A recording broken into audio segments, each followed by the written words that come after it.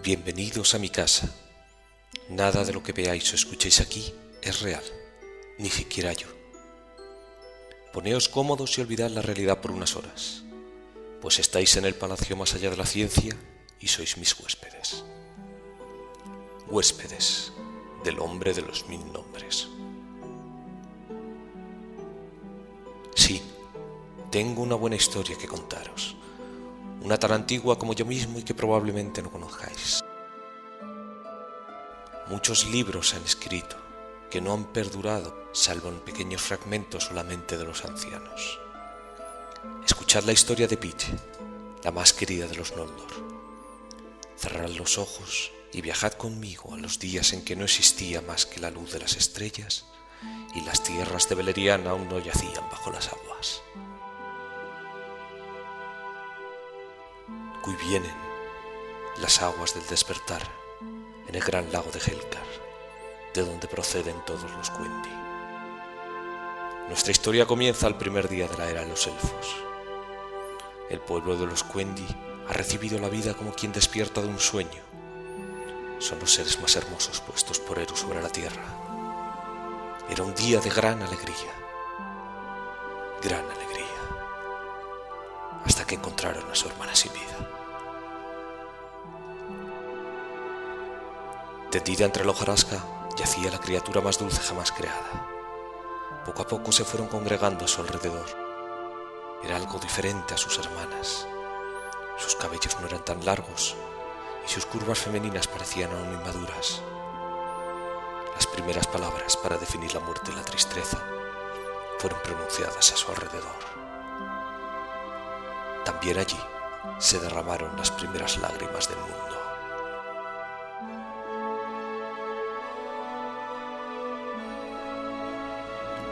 Fueron horas de gran angustia. Poco a poco cubrieron su cuerpo con flores y hojas que palidecían ante la serena belleza de su rostro. Entonces los cielos temblaron y una gran llama disipó las estrellas según descendía de lo alto.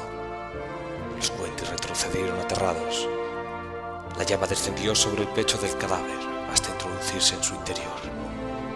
Sí, recuerdo bien las palabras que le susurró Finwë cuando le ayudó a ponerse en pie tras abrir los ojos. Tu nombre será Nailiel, pues mucho hemos sufrido esperando el despertar de nuestra hermana pequeña.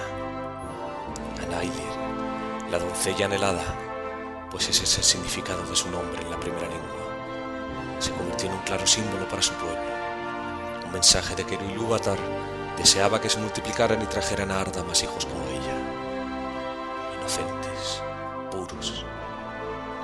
Pero a pesar de los siglos, Pille seguía siendo amada y consentida. Era la única de los primeros nacidos que aún no había tomado esposo. La mera idea de pensarlo parecía un sacrilegio en aquellos tiempos, para todos, menos para el Elwë. Cuenta el cuentale y Estrandón que cierto día, sentado con uno de sus hermanos junto a la laguna, vieron llegar a Nailiel con una jarra de plata a lavar los cabellos de su hermana Ardana, pues ya sabéis que en aquellos días todos los elfos eran hermanos. Escuchando su risa y observando sus movimientos, acabó confesando su atrevimiento. Olwë no daba crédito a lo que oía. Todo el que hablaba con Pille quedaba retrotraído a un estado de inocencia similar a la infancia. ¿Cómo era posible que su hermano dijera aquello?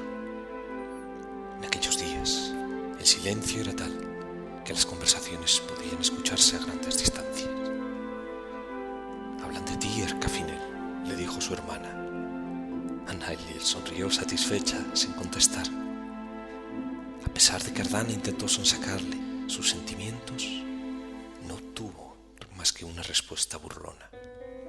Nailiel no podía olvidar aquel primer abrazo de Finwë cuando le susurró su nombre al oído y su corazón se desbocó al rozar sus pechos. Pronto dejaría de ser feliz la pequeña. Finwë ascendió al trono supremo de los Noldor tras su viaje a Valinor.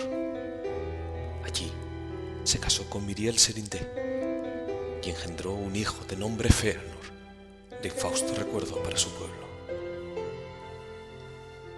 Nailiel se fue envenenando de tristeza.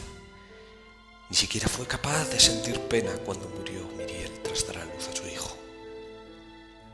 pero su esperanza fue breve, pues Finwë eligió pronto a Indis de los Vanyar como segunda esposa. Pitye se volvió entonces huraña y esquiva. Pasaba la mayor parte del tiempo junto a Telperio, el árbol de plata, a quien hablaba y bajo cuyas ramas bailaba todos los días. Fue allí donde Kelekar el sabio se enamoró secretamente de ella. Es tanto, amigos, lo que podría contaros de aquellos días en las tierras benditas, que necesitaría una edad para narrarlo. Tendréis que perdonarme si paso directamente a contaros lo sucedido tras la traición de Melkor y la destrucción de los árboles.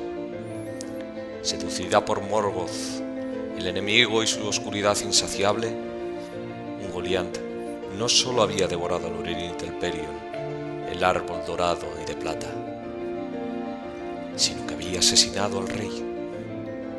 El enemigo había robado a su vez los Silmarils tallados por Fëanor, espíritu de fuego. Amán se encontraba, pues, sumida de nuevo en la oscuridad, bajo la única luz de las estrellas. El ánimo de los Noldor se volvió sombrío y rebelde. Culpaban a los Ainur de no haberles protegido, y así ocurrió una nueva desgracia. Enloquecidos por su ansia de recuperar las joyas que contenían la luz de los árboles, los Noldor intentaron comprar los barcos de sus hermanos Teleri. No quisieron comprender, no podían comprender. Las naves eran a los Teleri como los Silmarils a los Noldor. Y así, lo inevitable acabó por suceder. Fue una matanza atroz. Los Noldor, liderados por el hijo del rey, asesinaron a sus hermanos para arrebatarles las naves. Kelekar y Ardana se contaron entre los principales instigadores de aquel horrible crimen. Solo Anailil se mantuvo al margen de los acontecimientos.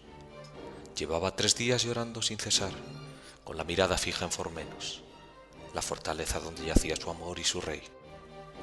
Las manos de Kelekar se posaron en sus hombros para comunicarle que había llegado la hora de marcharse. Pitye dudaba ahora. A pesar de que lo había pedido tantas veces, sentía que no podía abandonar aquella tumba. La volvió violentamente para hacerle ver que nunca la había amado y además ahora estaba muerto. ¿Acaso quería ella morir también? Finalmente habló sin levantar la mirada, entornando sus preciosos ojos azules. Susurró: todos amáis a Pitye y yo no sé corresponderos a ninguno. Yo sabría esperarte. Le alzó la barbilla para contemplarse en sus ojos vidriosos por el llanto. Entonces el rostro de la elfa tembló, al descubrir que su piel había sido manchada por la sangre que impregnaba las manos de su hermano. Retrocedió un par de pasos, pero Kelekar la sujetó, intentando desesperadamente justificar que no habían sido ellos los agresores. Todo era culpa de los Valar, que no les habían protegido, les habían engañado, prometiéndoles una falsa felicidad. Anailil ya no podía soportar más dolor, y aunque enormemente apenada, acabó aceptando abandonar aquellas tierras rumbo al este. Pobre Pitye. Subió a los barcos, sí, pero ya no volvería a hablar con nadie en aquella edad. Evitó deliberadamente a Fëanor y se dirigió a Proa, donde musitó unos votos secretos. Cuentan las crónicas que sus últimas palabras fueron: crezcan largos mis cabellos y cubran mi mirada avergonzada. Pitye ha muerto en este barco. Hasta el nuevo hogar seré Anailil la callada. Corrió en la flota el rumor de que había enloquecido. Su melena oscura colgaba ahora más allá de su cintura, y pocos eran los que dedicaban algo de su tiempo a intentar arrancarle una sonrisa. Las naves con tanta sangre ganada siguieron causando dolor a sus pasajeros. La locura de Fëanor le había llevado a abandonar a su propio hermanastro Fingolfin. El primer castigo para los Noldor llegaría de su propia mano, pues para forzar a su pueblo a seguirle en su empresa, incendió las naves de los Teleri. Su hijo pagaría con su vida este insulto a las víctimas de Aqualonde, abrasado entre las llamas. Tales afrentas no podían quedar sin castigo. Terrible fue la maldición que pronunció Mandos sobre todos los Noldor. Lágrimas innumerables derramaréis, y los Valar cercarán Valinor contra vosotros, y os dejarán fuera, de modo que ni siquiera el eco de vuestro lamento pasará las montañas. Sobre la casa de Fëanor caerá la cólera de los Valar, desde occidente hasta el extremo oriente, y sobre todos los que les sigan caerá del mismo modo. El juramento los impulsará, pero también los traicionará, y aún llegará a arrebatarles los mismos tesoros que han jurado perseguir. A mal fin llegará todo lo que empiecen bien, y esto acontecerá por la traición del hermano al hermano, y por el temor a la traición. Serán para siempre los desposeídos. Habéis vertido la sangre de vuestros parientes con injusticia y habéis manchado la tierra de Amán. Por la sangre devolveréis sangre, y más allá de Amán moraréis a la sombra de la muerte, porque aunque Eru os destinó a no morir en Ea, y ninguna enfermedad puede alcanzaros, podéis ser asesinados, y asesinados seréis, por espada y por tormento y por dolor, y vuestro espíritu sin morada se presentará entonces ante Mandos. Allí moraréis durante un tiempo muy largo, y añoraréis vuestro cuerpo, y encontraréis escasa piedad aunque todos los que habéis asesinado rueguen por vosotros. Y aquellos que resistan en la Tierra Media y no comparezcan ante Mandos, el mundo los fatigará como si los agobiara un gran peso, y serán como sombras de arrepentimiento antes de que aparezca la raza más joven. Víctima del terror y la culpa, Anailiel huyó durante meses y años. Se ocultó de hombres, enanos y elfos, perseguida siempre por las huestes de Utumno.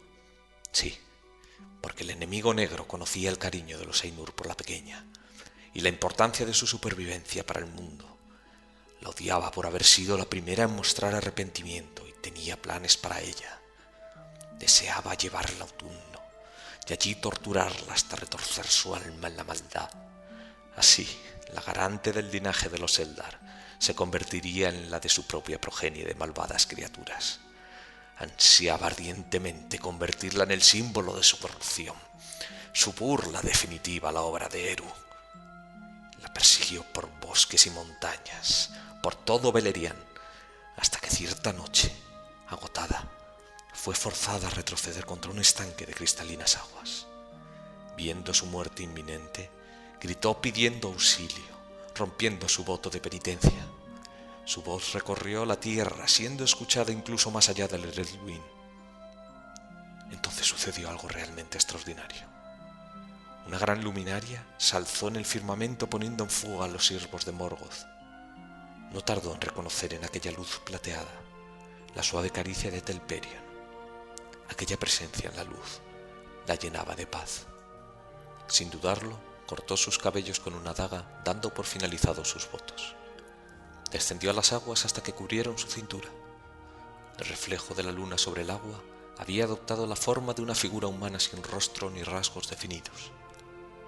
«No sé quién sois, mi señor de los cielos», le dijo con humildad, «pero me ofrezco a vos como esposa y que la luz divina que irradiáis limpie los pecados que amargan mis entrañas». Sí, creo que sería un buen momento para detenernos un poco y explicar este hecho que marca el inicio de la Segunda Edad. Ithil, la luna en la lengua de los hombres, es la última flor de Telperion llevada a los cielos por Tilión en Maya.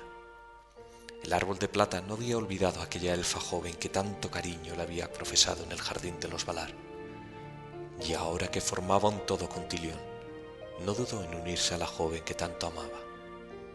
Anailiel quedó encinta de una niña a la que llamó Nenginiel, que significa la hija del agua en la lengua común. Una elfa de tan excepcional linaje no podía pasar inadvertida a los Ainur. De ella diría Yavanna Kementari: «Es posible que seas mayor don aún que los Silmarils. No estuvo bien lo que hizo tu padre al tomar una esposa terrenal. Sin embargo, tu llegada al mundo es prueba suficiente de que el único deseaba tu venida». El caballero Aule entregó a su madre un arco capaz de alcanzar las mismas estrellas para protegerla, y un enigmático collar para la niña. Las lágrimas de los Ainur, el Ainur Nire, esencia misma de tu existencia. Y añadió Yavanna, que el agua y la luz del árbol de plata que te dieron vida en el vientre de tu madre te protejan de la oscuridad que está por llegar. Sabrás qué hacer con él llegado el momento, cuando la supervivencia de Arda se ponga en tus manos. Te concedo también el don del canto. Cuando tu voz se oiga, las heridas dejarán de sangrar y los recuerdos más hermosos vencerán a las sombras de Morgoth. Los espíritus de los Maiar escucharán tus acordes y actuarán desde lo invisible, pues habrás de soportar una carga de la cual no eres culpable. A partir de hoy serás llamada Malnome, pues bendita fue la noche en que fuiste concebida, Nenginiel, hija de Anailer. Sin embargo, no todo fueron bendiciones aquel día. Los Ainur desvelaron a la madre que su destino había sido siempre reinar sobre su pueblo, pero que su terquedad despreciando el buey había provocado su extravío y la escisión de su pueblo. Anailir se rebeló protestando contra su destino, echando en cara a los Valar no haberla protegido. Así le respondió Aule enojado: «Escucha el juicio que Manwë ha pronunciado sobre ti, doncella anhelada. Has sido consentida, mimada y amada como una niña, pero puesto que tus deseos materiales han conspirado con la astucia de los adultos, como tal habrás de comportarte. No te librarás de tu destino. Serás reina de tu pueblo, sin corona ni trono, y serás la última en pisar la tierra bendita de nuevo. Sabemos cuán grande es tu miedo y tu dolor. Tu voto de silencio no ha quedado oculto a nuestros ojos. Por la bondad que aún vive en ti, tallaré para ti un arco que sembrará el terror en el corazón de tus enemigos, y nunca más vivirás aterrada en el silencio de los siglos». Y nuevamente transcurrió una edad en relativa paz para madre e hija. La historia, por supuesto, continúa, pero la dejaremos para otro día. A partir de aquí, la historia coge movimiento. Nenginiel se vuelve cada vez más importante. Y no quiero desvelaros más,